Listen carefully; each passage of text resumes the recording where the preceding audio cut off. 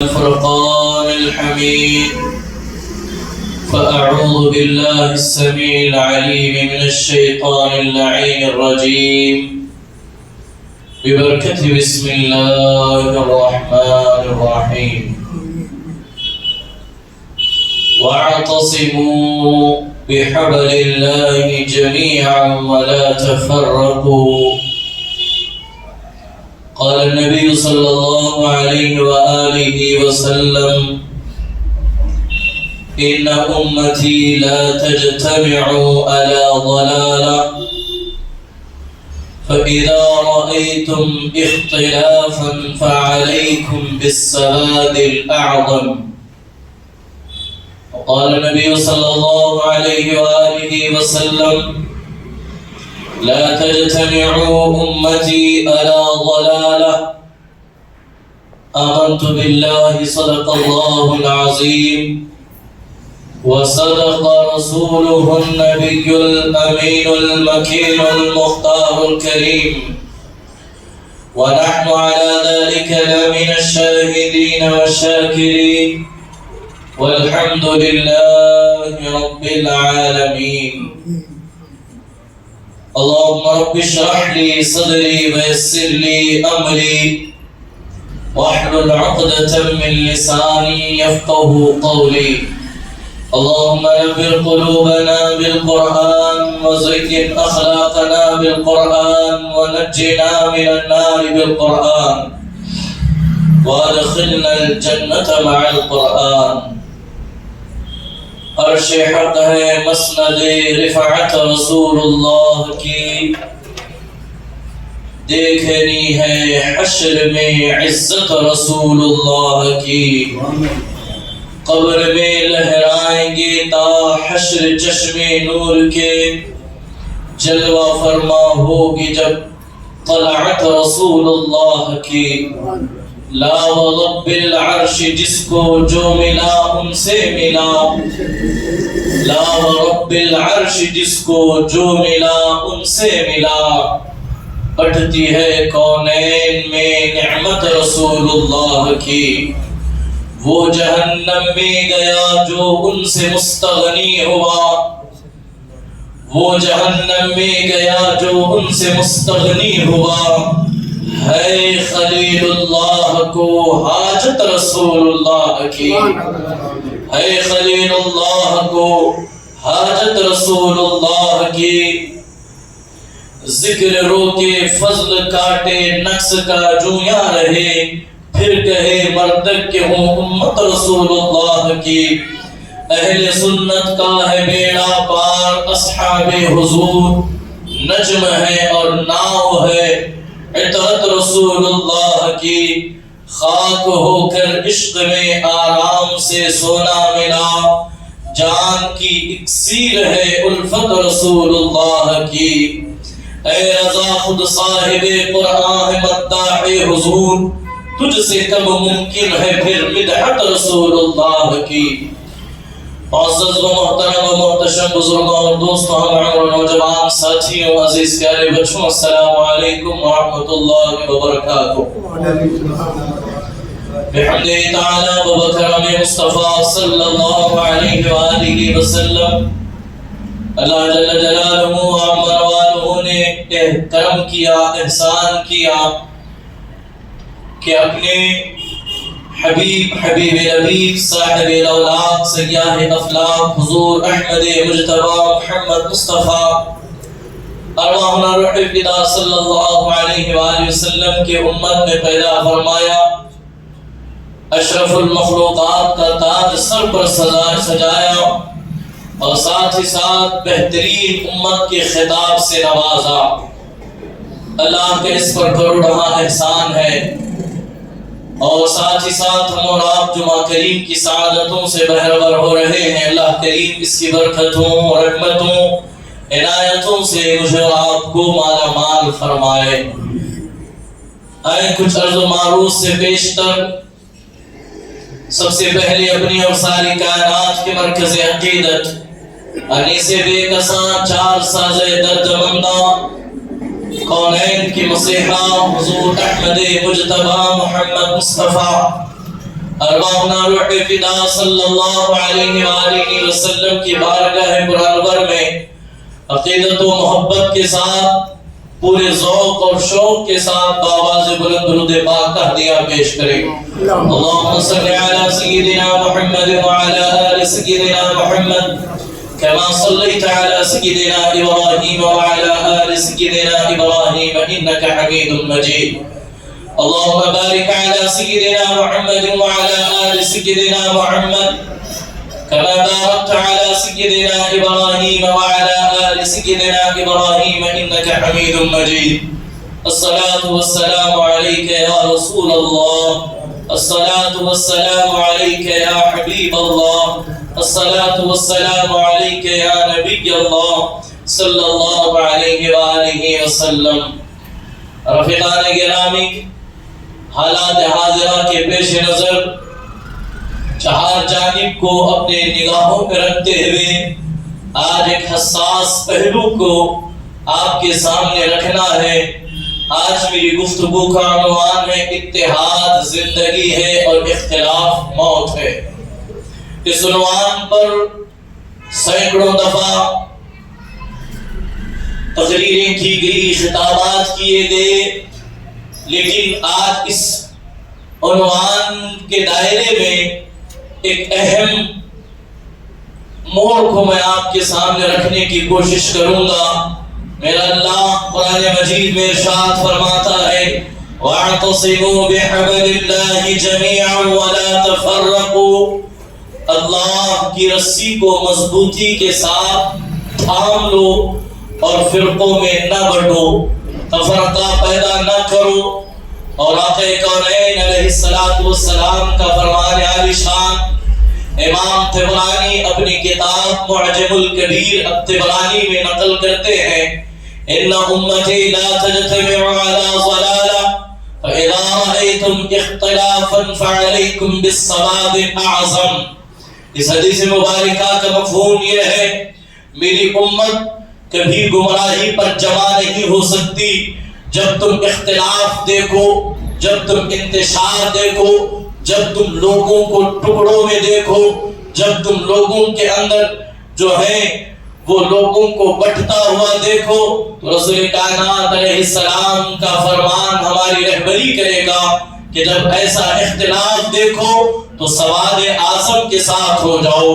سواد اعظم اس جماعت کو کہتے ہیں، اس جماعت کو کہتے ہیں جس کی تعداد زیادہ ہو اور بڑی تعداد کسی راہ پر چل رہی ہو اور اس سے ہٹ کر لوگ ٹوٹ کر کے الگ ہو رہے ہو. تو حضور علیہ السلام نے فرمایا اس زمانے میں بڑی جماعت کے ساتھ جڑ کر کے تم آگے بڑھو، تم گمراہ نہیں ہوگے، تم ناکام نہیں ہوگے. اور امام ترمذی جو ہے اپنی سنن میں حدیث نقل کرتے ہیں لا تجتمع امتی علی ضلالہ کہ حضور علیہ السلام نے فرمایا میری امت گمراہی پر ہرگز جمع نہیں ہوگی. رفیقان محترم، یہ احادیث کریمہ اور قرآن مقدس کی آیت کریمہ میرے اور آپ کی رہبری و رہنمائی کے لیے کافی ہے. اللہ اکبر. آج اس زمانے سے میں اور آپ گزر رہے ہیں، حالات کو اپنے سامنے رکھیں. ہندوستان کی سرزمین پر کیسے حالات ہیں، کیا کیا واقعات صبح و شام رونما ہو رہے ہیں، کیسے کیسے منصوبے اسلام کے خلاف، مسلمانوں کے خلاف، پیغمبر اسلام کے خلاف ہر دن کیسے کیسے منصوبے بنائے جا رہے ہیں. آپ سے اور مجھ سے یہ چھپا ہوا نہیں ہے، نہ ہی اس سے مسلمان آج بچے ہوئے ہیں، بلکہ ہر چہار جانب سے امت مسلمہ صرف ہندوستان ہی نہیں بلکہ پوری دنیا کے اندر جو ہے وہ حالات سے جوجھ رہے ہیں، حالات سے لڑ رہے ہیں، حالات کا شکار ہو چکے ہیں۔ ذرا دیکھیں 56 اسلامی ممالک ہونے کے باوجود آج فلسطین کا کوئی پرسان حال نہیں، آج غزہ پر کوئی بات کرنے کے لیے تیار نہیں، ایسے حالات ہیں۔ اور ہندوستان کے حالات کو آپ کے سامنے میں رکھوں، ذرا توجہ فرمائیے گا۔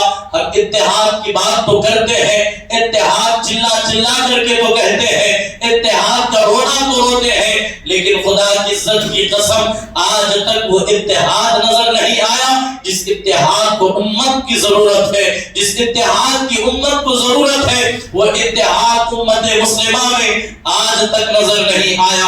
اور رفیقان محترم، ہندوستان کی سرزمین پر خاص کر کے 2014 کے بعد سے لے کر تمام مکاتب فکر کے علماء، تمام مسالک کے علماء، تمام مذاہب کے جو اکابرین ہیں، سب نے ظالم و جابر حکومت کے پیش نظر اعلان کر لیا، ہم ایک پلیٹ فارم پر آئیں گے، ہم تمام مل کر کے مضبوط جو ہیں وہ طاقت پیدا کریں گے، اور ایک کے بعد دیگر نعرے لگائے گئے۔ لیکن عزیزان گرامی، جس کا جو اصل اس کا نتیجہ ہمیں نظر آنا تھا وہ آج تک نظر نہیں آیا۔ ذرا دیکھیں ہندوستان کے حالات ہمارے سامنے ہیں، اور ہندوستان کی اس پیچیدہ معاملات کے پیش نظر آج مسلمانوں کو کس طرف لے جایا جا رہا ہے، آج مسلمان کو کیا کرنا چاہیے تھا لیکن آج مسلمان کیا کر رہا ہے۔ عزیزان گرامی، اس ہندوستان پر آپ تھوڑا سا جائزہ لیں، اس ہندوستان کے اندر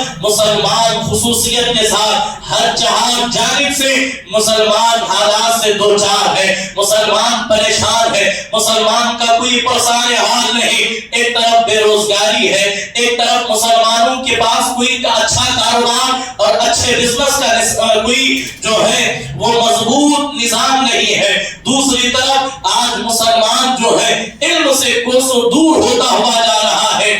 بلکہ اگر یہ کہوں تو میری بات غلط نہیں ہوگی، آج مسلمان پڑھ لکھ کر کے بھی جہالت کی وادیوں میں بھٹکتا ہوا نظر آ رہا ہے۔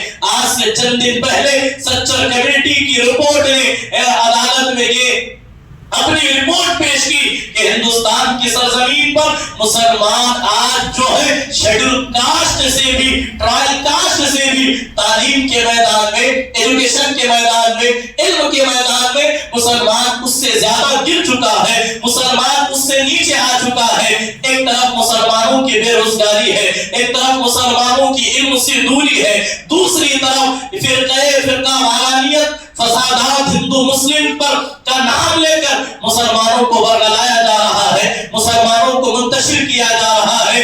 تیسری طرف آپ دیکھ لیں، اللہ اکبر، چوتھی طرف آپ دیکھ لیں، آج مسلم بہن بیٹیاں، آج امت مسلمہ کی اسلام کی مقدس شہزادیاں آج غیروں کے نشانے پر ہے۔ ہر دن فتنہ ارتداد بڑی تیزی کے ساتھ پھیلتا ہوا جا رہا ہے۔ اسی کے ساتھ آپ دیکھیں ایک طرف حکومتی تشدد ہے، اور کہیں نہ کہیں آپ جب دیکھیں ان سارے معاملات کے پیش نظر مسلمانوں کو چاہیے تھا ان سے نکلنے کا کوئی راستہ نکالتے، مسلمانوں کو چاہیے تھا، بلکہ ہر مکتب فکر کو چاہیے تھا، ہر مسلک کے ماننے والوں کو چاہیے تھا کہ اس کا کوئی تدارک پیدا کرے، مسلمانوں کو تعلیمی میدان میں بیدار کرے، مسلمانوں کے اندر سے فرقہ واریت کو ختم کر دے، مسلم قوم کی بیٹیوں کی لٹتی ہوئی عزت اور فتنہ ارتداد کے حوالے سے ہم کوشش کرتے، بجائے اس کے آج ہر مسلک کو دیکھ لے، آج ہر مکتب فکر کو دیکھ لے۔ خدا کی عزت کی قسم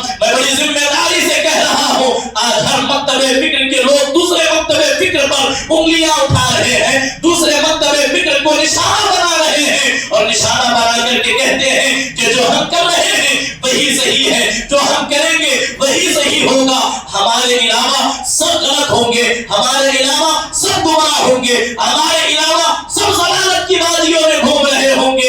ایسے وقت میں ہماری قرآن رہبری کر رہا ہے، ایسے وقت میں قرآن ہمیں روشنی دے رہا ہے، وَاعْتَصِمُوا بِحَبْلِ اللَّهِ جَمِيعًا، اے لوگوں فرقوں میں نہ بٹو، تفرقہ نہ پیدا کرو، اپنے آپ کو ٹکڑوں میں تقسیم نہ کر لو، بلکہ اللہ کی رسی کو مضبوطی کے ساتھ تھام لو، اللہ کی رسی کو مضبوطی سے پکڑ لو۔ اللہ اکبر، عزیزان محترم، اسی ہندوستان کی سرزمین پر حضور حافظ ملت علیہ رحمت الرضوان نے حالات کو دیکھتے ہوئے ایک پرزور نعرہ لگایا تھا، اتحاد زندگی ہے اور اختلاف موت ہے، اتحاد زندگی ہے، اختلاف موت ہے۔ دیکھیں اگر فرد کے اندر اختلاف ہوگا فرد کی موت ہوگی، گھر کے اندر اختلاف ہوگا گھر کی موت ہوگی، قوم میں اختلاف ہوگا قوم کی موت ہوگی، ملک میں اختلاف ہوگا ملک کی موت ہوگی۔ اسی طرح بر اعظموں میں اختلاف ہوگا بر اعظموں کی جو ہے موت ہوگی۔ اگر پوری دنیا کے اندر اختلاف ہوگا تو پوری دنیا کی موت ہوگی۔ آج میں اس نتیجے پر پہنچا ہوں یہ کہتے ہوئے میں بڑی ذمہ داری کے ساتھ یہ کہوں گا، آج 56 ممالک اسلامی ہونے کے باوجود غزہ کا کوئی پرسان حال نہیں ہے، تو اس کا سیدھا سادہ مطلب یہ ہے آج یہ قوم مر چکی ہے، آج یہ قوم ختم ہونے کی دہانے پر آ چکی ہے۔ اللہ اکبر۔ اسی کی بنسبت اسی تصویر کا دوسرا رخ یہ ہے، فرد کے اندر اتحاد، افراد کے اندر اتحاد، گھر کے اندر اتحاد۔ اللہ اکبر۔ گھر میں اتحاد، گھر کے اندر زندگی آپ کو نظر آئے گی، افراد کی اتحاد، افراد کے اندر زندگی نظر آئے گی، ملک کے اندر اتحاد، ملک کے اندر آپ کو زندگی نظر آئے گی، قوم کے اندر اتحاد، قوم کے اندر زندگی نظر آئے گی۔ ہمیں تو یہ کرنا چاہیے تھا، بلکہ یوں کہو اللہ کے رسول علیہ السلام کی تعلیمات یہ ہے، مسلمان وہ نہیں جس کے ہاتھ سے، جس کی زبان سے، جس کے کردار سے، جس کے قول سے، جس کے فعل سے دوسرے مسلمان کو تکلیف ہو، وہ مسلمان ہو ہی نہیں سکتا۔ ان تمام کی تعلیمات ایک طرف ہے، لیکن آج ذرا دیکھیں، آج جو ہے سوشل میڈیا کے ذریعے اتنی ساری چیزیں جس پر گفتگو کرنا چاہیے تھا، جس پر کام کرنا چاہیے تھا، جس پر ہمیں دامن کس لینا چاہیے تھا، ان تمام کے باوجود آج بھی بڑی تعداد میں آج امت مسلمہ کو چھوٹی چھوٹی باتوں میں ورگلا کر کے بہکا دیا گیا، مسلمان نوجوانوں کو گمراہی کی طرف لے جایا جا رہا ہے۔ کبھی کوئی یہ کہتا ہے کہ اس طرح یہ نہیں بلکہ اس طرح اسے کرنا چاہیے۔ اب مجھے آپ بتائیں، جب ایک طبقہ دین کے نام پر اگر ٹوٹ کر کے جدا ہوتا رہے گا تو پھر اس کا حال یہی ہوگا جو ہو رہا ہے، بلکہ اس سے بدترین آنے والے زمانے میں صورتحال کا ہمارے ساتھ جو ہے وہ سامنا ہوگا۔ رفیقان محترم، کسی اہل دل نے کہا تھا اتحاد کیا ہے، اسے محسوس کریں، اسے سمجھ لیں۔ اتحاد کیا ہے؟ اتحاد وہ ہے، بلکہ اتحاد ایک پگ مٹی کے مانند ہے، اتحاد ایک پگ مٹی کے مانند ہے۔ جب تک یہ پگ ہے تب تک مضبوط ہے، جب یہ کھل گئی تب یہ ختم ہو گئی۔ کسی نے بڑی اچھی مثال کے ذریعے اتحاد کو سمجھایا تھا۔ آج مسلمان جو ہے احادیث کے نام پر بڑھ گئے، قرآن کے نام پر بڑھ گئے، قول رسول کے نام پر بڑھ گئے، تو اتحاد کیسے ہوگا؟ اتحاد کی فضا کیسے قائم ہوگی؟ تو میں عرض کر رہا تھا اتحاد کی مثال ذرا توجہ فرمائیے گا۔ آج ضرورت ہے ہمیں ہمارے اپنے بزرگوں کو کہ وہ نسل نو کی اصلاح کریں، وہ نسل نو کو صحیح راہ کی طرف لے جائیں۔ ایک لکڑی کو توڑنا آسان ہے، 2 لکڑیوں کو بیک وقت توڑنا آسان ہے، 3 لکڑیوں کو بیک وقت ایک ساتھ توڑنا مشکل ہے، لیکن اگر کوئی 10 لکڑیوں کا گچھا بنا دے ان 10 لکڑیوں کو ایک ساتھ توڑنا ممکن نہیں ہے۔ تو بالکل اسی طرح اگر ہم مسلک کے نام پر، مذہب کے نام پر جدا جدا ہوتے گئے تو ہمیں توڑ کر کے ختم کر دیا جائے گا، ہمیں تباہ و برباد کر دیا جائے گا۔ جب ہندوستان کی سرزمین پر انگریزوں نے اپنا قبضہ، انگریز 1847 میں جب ان کا تسلط ہندوستان کے اندر، انہوں نے اپنے قدم جمائے، اپنی حکومت انہوں نے قائم کی، ہندوستان کی سرزمین پر اپنا برطانیہ کا پرچم لہرایا، تو انہوں نے ہندوستان کے مسلمانوں کو دیکھا یہ کسی کے سامنے جھکنے والے نہیں، یہ کسی کے سامنے سرنڈر ہونے والے نہیں، یہ کسی کے سامنے اپنی بات کو جو ہے اپنی بات سے پھرنے والے نہیں۔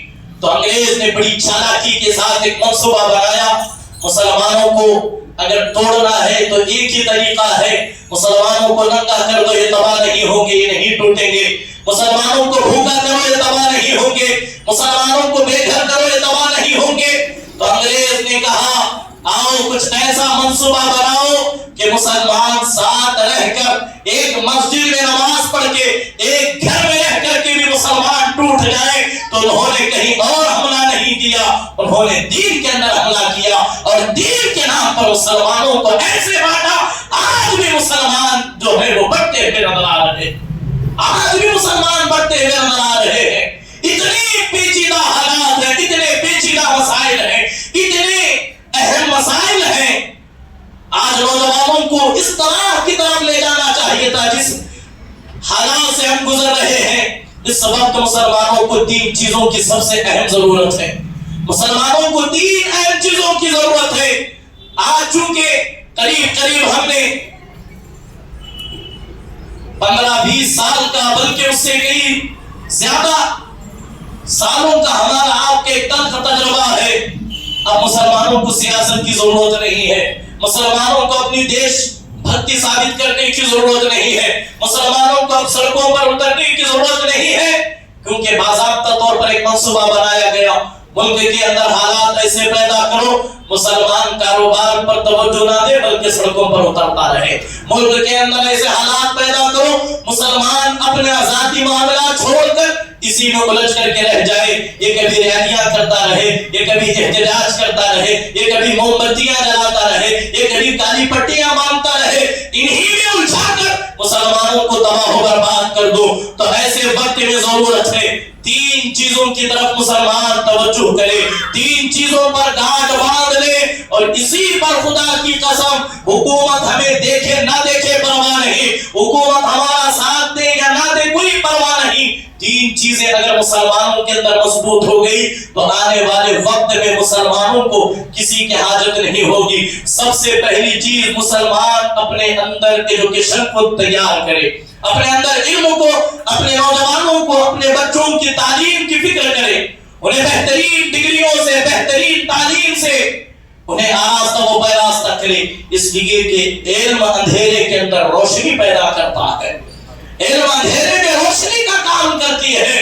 بابا صاحب امبیڈکر کے ہم اس ملک میں رہتے ہیں، انہوں نے کہا تھا کہ بڑی سے بڑی تلوار اور توپ اور بندوق میں وہ طاقت نہیں ہے جو اس قلم کے اندر طاقت رکھی گئی ہے، اس قلم کے اندر وہ طاقت ہے جو بڑی سے بڑی تلوار کے اندر بھی وہ طاقت نہیں ہے۔ مسلمانوں کو چاہیے، خاص کر نوجوانوں کو، میں نے گزشتہ ہفتے بھی یہ کہا تھا کہ نوجوانوں کو چاہیے کہ وہ لاء کی LLB کی پڑھائی کرے، وہ قانون کی پڑھائی کرے، وہ اپنے حق کے لیے خود جو ہے وہ لائے عمل تیار کرے۔ سب سے پہلے اختصار کے ساتھ مسلمانوں کو آج اس چیز کی سب سے زیادہ ضرورت ہے کہ مسلمان تعلیم پر پورا اپنا سرمایہ خرچ کرے۔ یہاں جب بات یہ کرتا ہوں تو میرے ذہن میں دوسری بات بھی آتی ہے، کسی مفکر نے کہا تھا مسلمانوں کی غربت کو دیکھنا ہو، توجہ فرمائیے گا، اہل علم یہاں تشریف رکھتے ہیں، اہل ذوق، مسلمانوں کی غریبی دیکھنا ہو تو ان کی تعلیم کو دیکھ لو، ان کے اداروں کو دیکھ لو، ان کی جو ہے وہ تعلیمی اداروں کو دیکھ لو، اس لیے کہ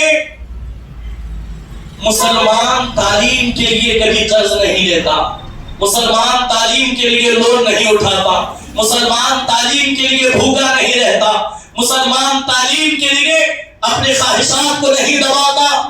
تو یہی بات اسی وجہ سے آج مسلمان تعلیم میں، ایجوکیشن میں سب سے پیچھے نظر آ رہا ہے۔ اگر میں غلط ہوں تو آپ مجھے روکیں اور کہیں کہ ایسا نہیں ایسا ہے، آج مسلمان تعلیم میں پیچھے ہے۔ تو میں عرض کر رہا تھا کہ مسلمانوں کی غربت کو دیکھنا ہو تو مسلمانوں کی تعلیم کو دیکھو، ان کے ایجوکیشن کو دیکھو۔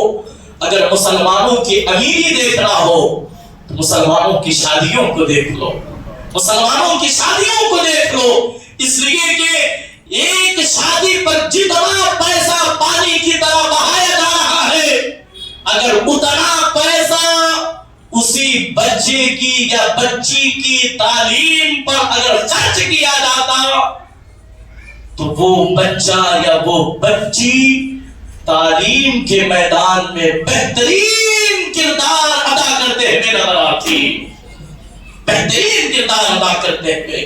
اور جن کے والدین اپنے بچوں کو پڑھانا چاہتے ہیں، نوجوانوں کا ایک المیہ یہ بھی ہے کہ وہ نوجوان پڑھنا نہیں چاہتے.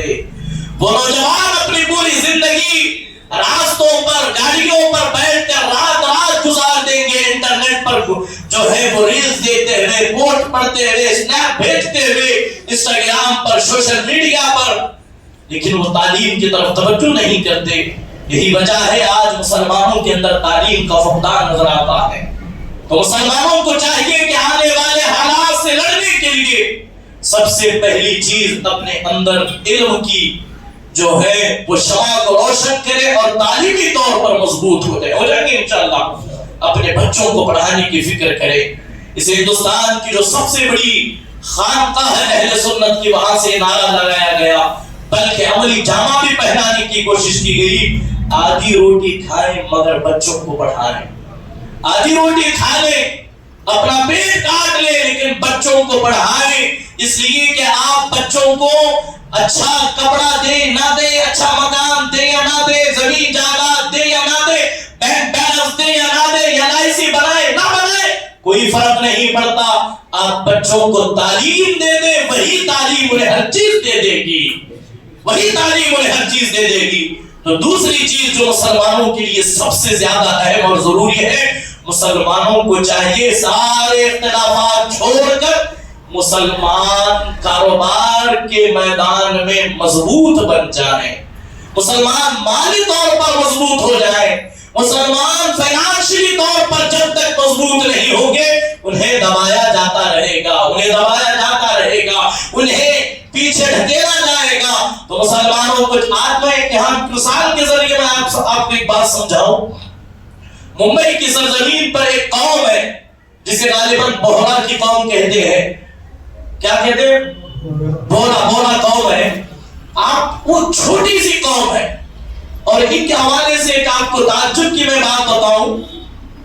حکومت ہند صرف انہی کو مسلمان سمجھتے، اسی جو چھوٹا سا ٹکڑا ہے وہی بس مسلمان ہے ان کی نظر میں، اور کوئی مسلمان ہمیں وہ مسلمان سمجھتی ہی نہیں، بلکہ وہ ہمارا کلمہ پڑھنا نہ پڑھنا ان کے لیے دونوں برابر ہے. یہی وجہ ہے کہ اس ملک کے وزیر اعظم نے جتنی میٹنگیں کی، جتنی نشستیں کی، صرف انہی کے ساتھ کی، اور یہ پیغام دیا گیا کہ وزیر اعظم نے مسلمانوں سے ملاقات کی. اس قوم کا میں آپ کو حال بتاؤں، چاہ کر کے بھی اس قوم کو کوئی مٹا نہیں سکتا، انہیں کوئی ختم نہیں کر سکتا. ان کی جو دو چیزیں میں آپ کو بتاؤں، آپ کو سن کر کے حیرت ہوگی، بلکہ آج بھی اس تحریر کے اندر وہ تینوں چیزیں ہیں، اور اتفاق وہ تینوں چیزیں بوہرا قوم کے اندر ہمیں نظر آتی. سب سے پہلے ان کا ہر لڑکا، ان کی ہر لڑکی بہترین تعلیم یافتہ، ہر ایک اس کے اندر آپ کو ڈگری ہولڈر نظر آئے گا، PhD کیا ہوا نظر آئے گا، بڑی بڑی ڈگریاں. اور دوسری چیز، انہوں نے ڈگریاں حاصل کر کے کبھی انہوں نے نوکری نہیں کی، ملازمت انہوں نے نہیں کی، جاب انہوں نے نہیں کیا. اس پوری کمیونٹی نے صرف اور صرف اگر کیا ہے تو تجارت کی ہے، بزنس کیا ہے، بزنس کے سوا کوئی اور نظر کوئی کام نہیں کیا. آپ ان کی جا کر کے دیکھ لیں، اور ان کو کسی بھی کمپنی میں کسی کے پاس بھی وہ ملازمت کرتے ہوئے آپ کو نظر نہیں آئیں گے، بلکہ رسول کائنات علیہ السلام کا حکم بھی ہے. حضور علیہ السلام نے کہا تجارت کرو گرچہ مختصر ہی کیوں نہ ہو. حضور علیہ السلام نے مزدوری کو، ملازمت کو ناپسند کیا اور کہا اگر انسان مسلمان ملازمت کرے گا، کسی کے اختیار میں رہے گا، مسلمان تجارت کرے گا تو خود با اختیار اور مختار بن کر کے زندگی گزارے گا. کسی نے کہا تھا کہ دوسرے کے محل میں غلامی کرنے سے بہتر ہے انسان اپنے ٹوٹے ہوئے جھونپڑے میں حکومت کر لے، انسان اپنے جھونپڑے میں حکومت کر لے. تو اس کمیونٹی میں کوئی آپ کو مزدور نظر نہیں آئے گا. اور تیسری چیز ان کے اندر یہ ہے، ان کے اندر رائی کے دانے کے برابر بھی آپ کو اختلاف نظر نہیں آئے گا. اس چیزوں سے ہمیں سیکھنا ہے. تو میں عرض کر رہا تھا مسلمانوں کی کامیابی کے لیے اب کسی نعرے کی ضرورت نہیں ہے، اب کسی میٹنگ کی ضرورت نہیں ہے، اب کسی جلسے جلوس کی غالباً ضرورت نہیں ہے. مسلمان خود ان تین چیزوں کی طرف آ جائے. ایک تعلیمی طور پر مضبوط ہو، دوسرا فائنانشلی طور پر مضبوط ہو. مسلمان جہاں بھی نظر آئے اسے مسلمان کاروباری نظر آنا چاہیے. پوری زندگی ہم حضور علیہ السلام کو اٹھا کر کے پڑھے، ایک بھی روایت آپ کو ایسی نہیں ملے گی جس میں حضور علیہ السلام نے کسی کے پاس مزدوری کی ہو، بلکہ حضور علیہ السلام نے خود تجارت کو پسند کیا اور حضور نے خود جو ہے وہ تجارت کی ہے، اس لیے کہ یہ تجارت کے اندر اللہ نے برکت رکھی ہے. اور حضور علیہ السلام فرماتے ہیں التاجر حبیب اللہ، بہترین تاجر جو ہے سچا تاجر اللہ کا محبوب ہوا کرتا ہے. اور تیسری چیز جو بہت ضروری ہے، جو بہت اہم ہے، وہ یہ ہے کہ ہمیں اپنے غیر مسلم بھائیوں کے ساتھ تعلقات کو بہتر سے بہتر بنانے کی کوشش کرنی چاہیے. یہ تین چیزیں مسلمان کر لے، ایک تعلیمی طور پر مضبوط ہو جائے، دوسرا کاروبار کے اعتبار سے مضبوط ہو جائیں، اور تیسرا غیر مسلموں کے ساتھ اپنے تعلقات اچھے کر لے. نہ کسی دھرنے کی ضرورت پڑے گی، نہ کالی پٹیوں کی ضرورت پڑے گی، نہ ہی موم بتیوں کی ضرورت پڑے گی. انشاءاللہ اللہ نے چاہا تو یہ قوم پھر سرخرو ہوگی. اور اس کے لیے قرآن ہمیں واضح اس طرح اشارہ کرتا ہے وَاعْتَصِمُوا بِحَبْلِ اللَّهِ جَمِيعًا وَلَا تَفَرَّقُوا، اللہ کی رسی کو مضبوطی کے ساتھ پکڑ لو اور فرقوں میں نہ بٹو. عزیزان محترم، جس جو بات آپ تک پہنچانے کے لیے اس عنوان کا میں نے انتخاب کیا، اب اس پر تھوڑا سا توجہ کرنے کی ضرورت ہے. قبل اس کے ایک مرتبہ درود پاک پڑھیں. اللہم صلی علی سیدنا و مولانا محمد مبارک وسلم الصلاۃ والسلام علیک یا رسول اللہ صلی اللہ علیہ وآلہ وسلم. میں بڑی ذمہ داری کے ساتھ چند چیزیں آپ کے گوش گزار کروں گا. میں آگے سے لے کر پیچھے تک اور اوپر جہاں تک میری بات پہنچ رہی ہے سب اس پر توجہ کریں.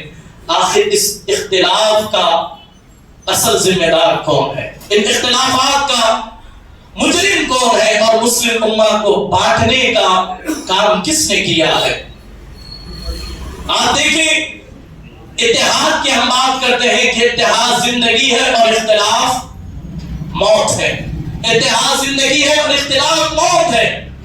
ہم نے اپنا 2012 سے میں امامت کر رہا ہوں، الحمدللہ بڑی تلخیاں اور بڑے جو ہے وہ کڑوے گھونٹ ہم نے اس لائن میں پیے ہیں. جب اتحاد کا نعرہ لگایا گیا، ہمارے اکابرین نے جب ہمیں یہ کہا کہ اپنا مسلک چھوڑو مت، دوسرے کا مسلک چھیڑو مت، ہم اس کو لے کر کے آگے بڑھے. ہمیں کو کسی نے کہا یہ گمراہ ہو گئے، اصلاح کلی ہو گئے، یہ دین سے نکل گئے، یہ سنی نہیں رہے. ہم نے پھر بھی اتحاد کی خاطر ہر ممکن ہم نے کوشش کی. لیکن عزیزان محترم، جو قربانیاں اہل سنت نے اتحاد کے لیے دی ہے وہ قربانی کسی اور نے نہیں دی ہے.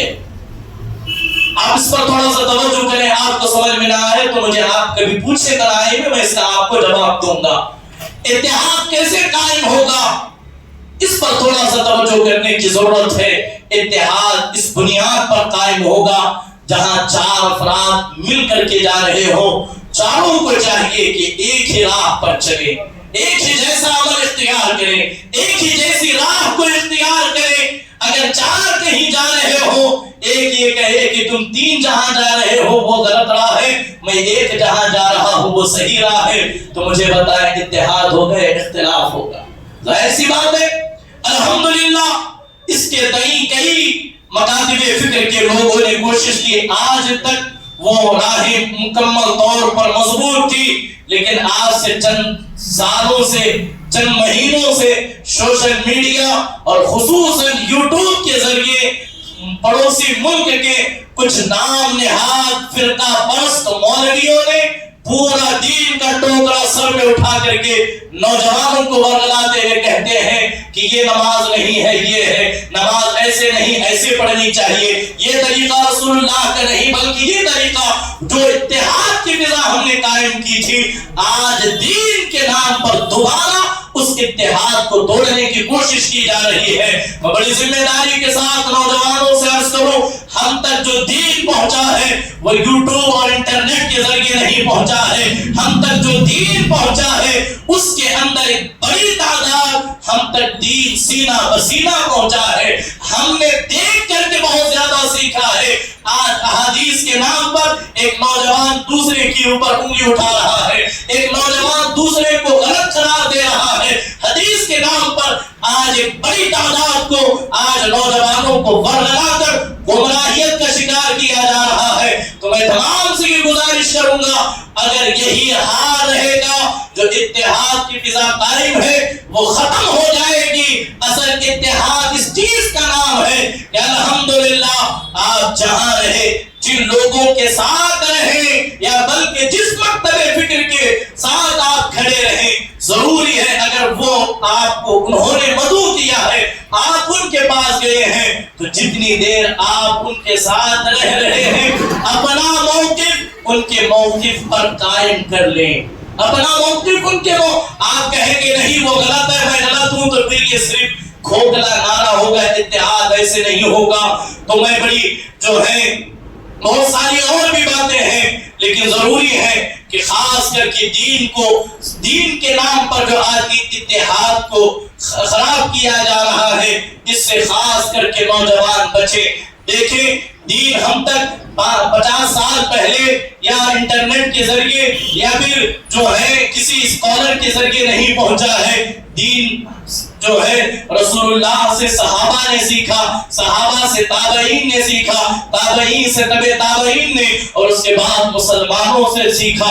خصوصاً دیکھیں رسول کائنات علیہ السلام کا وہ عمل جو تواتر کے ساتھ، جو بغیر کسی رکاوٹ کے جو ہم تک پہنچا ہے، وہ سب سے زیادہ اگر کسی کو نقل کیا گیا ہے تو وہ نماز ہے۔ آج سے پہلے یا بلکہ چند سال پہلے آپ دیکھیں مسلمان ایک انداز میں نماز پڑھتے تھے، مسلمان ایک انداز میں رکوع کرتے تھے، مسلمان ایک ہی حلیے میں نماز پڑھتے تھے، لیکن آج حدیث کے نام پر، آج حضور علیہ السلام کے فرمان کے نام پر یقیناً ہمارے لیے حضور کا حکم حرف آخر کی حیثیت رکھتا ہے، حضور کا فرمان ہمارے لیے عمل کرنا لازم و ضروری ہے، لیکن وہ چیزیں ہم انٹرنیٹ کے ذریعے نہیں سیکھیں گے، بلکہ ہماری مساجد آباد ہے، ہر مسجد میں ایک عالم دین ہے، آپ ان کے ذریعے سیکھیں، ہونے والے اختلافات کو ختم کرنے کی کوشش کریں،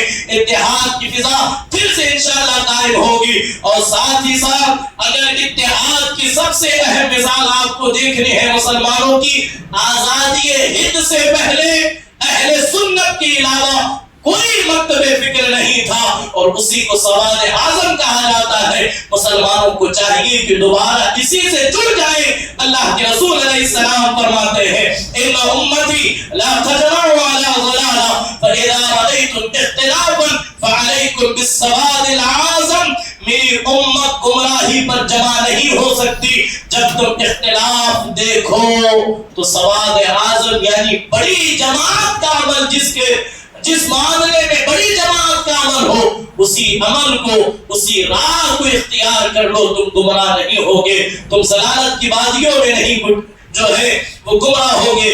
اللہ کریم کی بارگاہ میں دعا گو ہوں، یہ عنوان بڑا طویل ہے، انشاءاللہ پھر کبھی جو ہے اس پر گفتگو کی جائے گی۔ آپ بڑے شوق اور بڑے ذوق سے سنتے ہیں، آپ کا سننا بڑا اچھا لگتا ہے، یہی وجہ ہے کہ میں ہر جمعہ ایک نئے عنوان پر گفتگو کرنے کی کوشش کرتا ہوں، اس لیے کہ ایک درد ہے دل میں کہ ہم کس طرح نسل نو کی اصلاح کر سکیں۔ انشاءاللہ آپ آنے والا جمعہ وقت سے پہلے مسجد میں تشریف لائیں، انشاءاللہ آنے والے 2 یا 3 جمعہ ہم 2 اہم عنوان پر تقریر کریں گے۔ پہلا عنوان قرآن و حدیث کے نام پر نوجوانوں کو کس طرح بے ادب اور انہیں کس طرح بے باک بنایا جا رہا ہے، اور انشاءاللہ دوسرا جو اہم عنوان ہوگا قرآن حدیث کے نام پر اولیاء کاملین سے دوری اور اولیاء کاملین کے نام پر قرآن حدیث سے دوری، ہم ان چیزوں کو دیکھیں گے۔ آپ قبل از وقت تشریف لائیں، اللہ کریم کی مدد شامل حال رہے گی تو انشاءاللہ ہم ایک بہترین نظام قائم کریں گے، ایک خوشگوار ماحول ہم پیدا کریں گے۔ جس طرح ہم ظاہری طور پر ایک دوسرے کے ساتھ محبت کے ساتھ پیش آتے ہیں، اسی طرح ہم باطنی طور پر بھی ہمارے دل ایک دوسرے سے ملنے چاہیے۔ ہماری ان گفتگو کا مقصد کسی پر تنقید کرنا یا کسی پر انگلی اٹھانا یا کسی کو نشانہ بنانا ہرگز نہیں، بس ایک درد ہے کہ ہم اپنی قوم کی کس طرح اصلاح کو ممکن بنا سکیں۔ اصلاح کے ارادے سے آئے، میری بھی اصلاح ہوگی، آپ کی بھی اصلاح ہوگی۔ اس جمعہ کا یہی پلیٹ فارم کا مقصد ہے، یہاں سے امت مسلمہ کی صحیح رہنما کی جائے۔ اللہ کریم میرے کہنے میں، آپ کے سننے میں جو بھی غلطیاں ہوئی ہو اسے درگزر فرمائے۔ اللہ مجھے اور آپ کو عمل کی توفیق عطا فرمائے۔ معاشرے کے اندر اللہ اختلافات کا خاتمہ فرمائے، اللہ اتحاد کی فضا قائم فرمائے۔ اللہ ہماری مساجد و مدارس و خانقاہوں کے اندر اللہ اتحاد کی راہیں ہموار فرمائے۔ اس کے اندر جو چیزیں رکاوٹ ہو رہی ہے اللہ ہمیں اس سے بچنے کی توفیق عطا فرمائے۔